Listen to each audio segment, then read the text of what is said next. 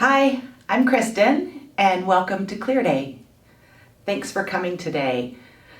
Today what I wanted to talk about is a question I've gotten quite a few times in the recent past from caregivers that are taking care of a family member with dementia.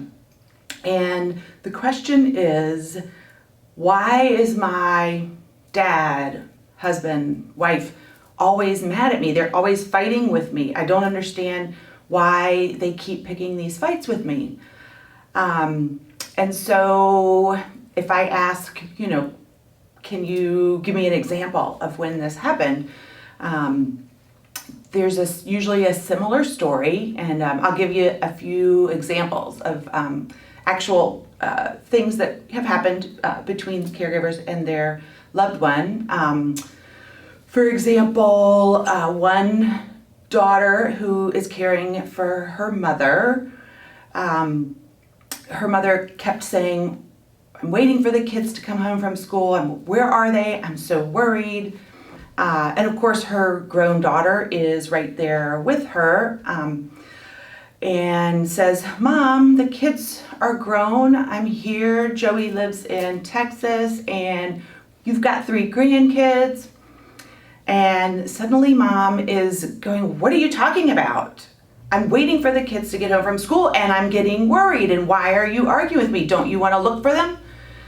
And so the daughter just naturally answered that question that seemed, wow, Mom's saying something that's just off the wall. It's not true. Let me just help her out and give her the answer. Another mother-daughter, they are talking at Mom's house, and this is where the daughter grew up, and they were talking about the neighbors, and the mother was confused about who lived in the house, even though they had been lifelong neighbors. And so her daughter, began reminding her of the people's names, and then her mother got completely upset, saying, no, that's not who lives there.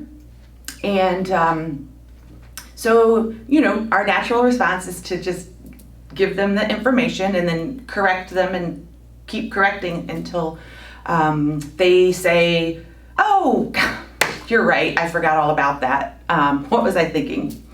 Another person has like a recurring problem with Dad wanting to go to work in the morning, and she says, Dad, you don't work. You remember you retired. It's been 20 years. Come on, you don't remember that you're retired? And the dad's just like, no, I need to get to work. I'm gonna be late. Let's get in the car. And if any of you guys are dealing with family members that have or are developing dementia, this is a really regular occurring problem, and probably one of the most frustrating because it leads to so much anger and contention.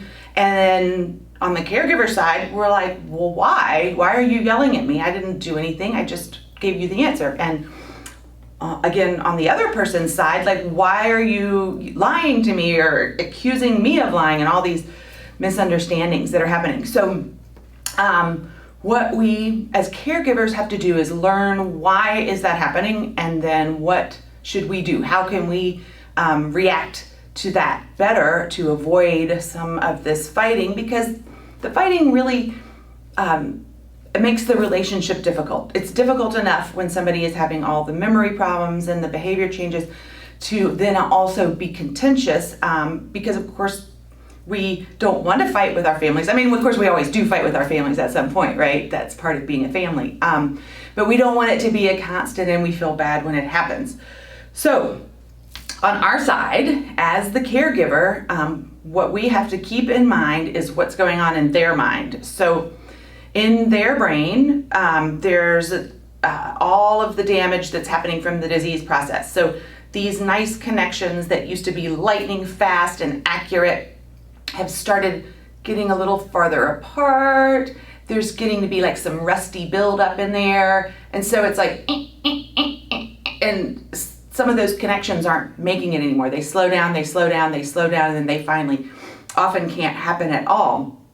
And in all of the complexity of the brain, there are parts where all of our memories are stored and processed. And what happens when those start getting the wiring off is they lose their sequencing and cohesion and order. So for instance, you and I, well, most of the time, can remember when something happened in relation to something else, right? That was when I was a kid. That was when I was in college. That was after I got married. That was when the kids were born. And you kind of can place things in those specific categories of time and layers. And when the brain becomes damaged with dementia and these connections are not, if they used to be straight in a row just like that, now they kind of go like that.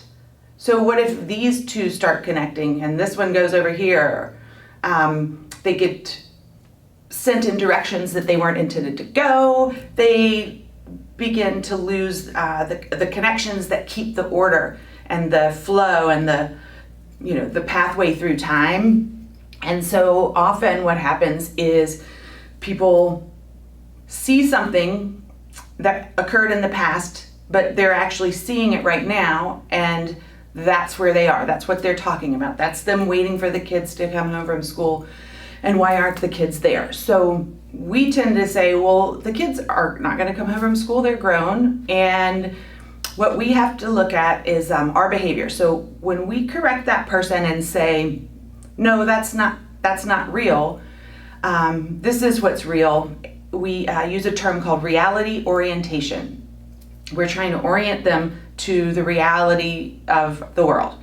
And for them, they actually perceive their memory that they're currently having, that's not from now, it's from back then, as reality. So technically, that is real. That's very real for them because it's actually happening and processing in their brain.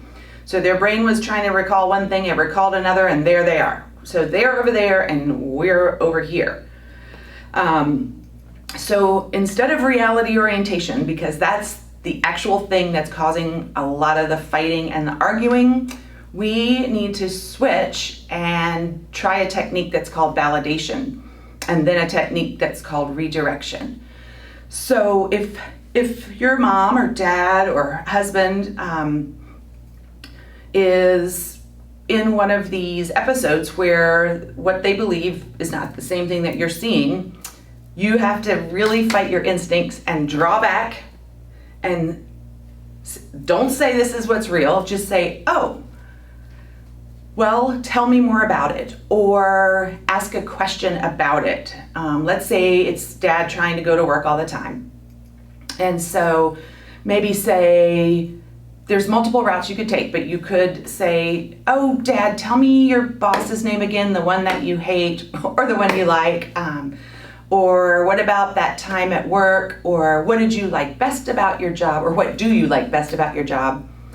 And see if talking about the same subject, but in a different way, you can validate their reality right there. The fact that they are in the mode of being in a job, working, going to work. Let's see, can I get them to talk about their work? And then maybe we'll move away from thinking they're gonna actually go to work. So if the person is looking for the children and you know the children are not going to come through the door on their way home from school, get them to talk about the children and maybe about the school. It could be like whatever you can think of, and say, oh, right, now what grade are they in again? And see if they can remember, what grade, what period they're in. How far was the school? I can't remember. Or what's Mary's favorite class? Or are the grades doing okay? And let's see if you can get them to talk about the same thing, but not arguing. And a lot of times people will have memories that they can recall, whether they're accurate or not, doesn't matter, but about the kids, the job, life in the past. And these are, strong memories. Maybe they're not in order anymore, but a lot of times you can get someone talking and interested. And then from there, you can keep going and exploring. And, what did you, maybe back to the dad, what were you proudest about at work? Or, same thing, what are you proudest of Jimmy for that he's done this year? Or maybe for the person with the confused neighbors, maybe talk about the different neighbors and some of the things that they used to do, or maybe have maybe your mom's thinking about a neighbor from another house, maybe it's a neighbor from when she was young. So just tell me about it, ask some questions, and not too many questions, because then they can get overwhelmed. So you are walking a fine line. But the main thing is to start to think first about this and think, okay, I know she's going to say something that's not right, and to just, you have to fight it, but just stop yourself, don't correct them, and by all means don't argue, and then see if you can engage in a conversation about their memory that's positive. And from there, could you redirect them to another activity, whether it's another reminiscence? Maybe it could go from the kids to, oh, when did you first meet their father? Or, tell me about your wedding, tell me about the birth of your first child, any of those kind of things. And from there, could you maybe move to the photo album that you're now keeping out, because it's a really good way to get them engaged in something else and redirected from the anger response or the frustration or the little, interactions that become fights. It takes a lot of intention and restraint and patience, because a lot of it can happen over and over again. And, for us, if we don't understand what's going on exactly in the brain, it just seems crazy and like, oh my gosh, I can't believe she's saying that. But if we think about their brain, and this is just a specific mechanical problem in there that can't make those things line up, well, let's just go with that, so they don't line up, we'll talk about something else. So along those same lines, try and keep in your mind a little list of things that you can think about and talk about that they like, so that in that situation, if something is escalating into a fight, you can ask. For instance, I worked with a lady a long time, and she loved to tell me about her 3 older brothers. And no matter what we were doing, if she started getting upset about anything or didn't want to, maybe she didn't want to keep walking or exercising or whatever she needed to be doing, we'd just take a break and I'd ask her about the brothers, and she'd just start talking, then she would get happy, and then we could progress back onto what we were doing. So I want everybody to just kind of think about it. Sometimes it helps to write it down. You could have a little journal of what are the recent arguments, and then you can look at those and say, oh my gosh, well, now I see, of course I didn't have to say, Dad, you don't drive anymore, you remember that accident, and those things that they're not going to want to hear. So maybe think about it somewhere quiet. Try and, a lot of it's awareness, right? The next time something like that starts, try and catch yourself in the middle, and then try and validate their feelings, and then redirect and have a positive conversation. And if you're diligent about it, it will work and it will help. Nothing is 100%, but it really, really will make a difference if you can just kind of step back and try it. So, all right, good luck, everybody.